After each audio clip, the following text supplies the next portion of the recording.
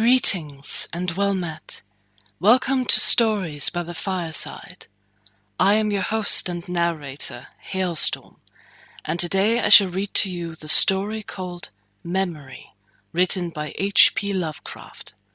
I have left the link in the description for a wondrous archive of his works and the story itself for your viewing pleasure. We begin. In the valley of Nice, the accursed waning moon shines thinly, tearing a path for its light with feeble horns through the lethal foliage of a great upas tree. And within the depths of the valley, where the light reaches not, move forms not meet to be beheld. Rank is the herbage on each slope, where evil vines and creeping plants crawl amidst the stones of ruined palaces, twining tightly about broken columns and strange monoliths, and heaving up marble pavements laid by forgotten hands. And in trees that grow gigantic in crumbling courtyards leap little apes, while in and out of deep treasure vaults writhe poisoned serpents and scaly things without a name. Vast are the stones which sleep beneath coverlets of dank moss, and mighty were the walls from which they fell.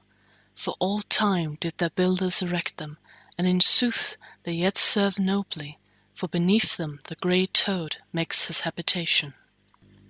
At the very bottom of the valley lies the river Than, whose waters are slimy and filled with weeds.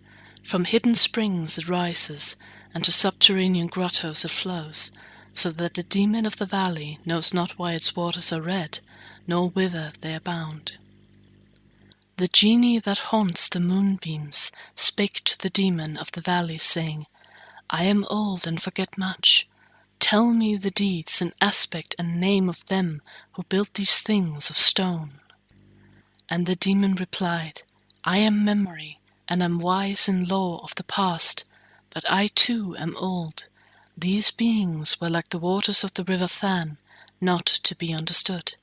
Their deeds I recall not, for they were but of the moment. Their aspect I recall dimly, for it was like that of the little apes in the trees. Their name I recall clearly, for it rhymed with that of the river. These beings of yesterday were called man. So the genie flew back to the thin-horned moon, and the demon looked intently at a little ape in a tree that grew in a crumbling courtyard. This is where our journey ends. Thank you for coming, and may you all have a pleasant day or night.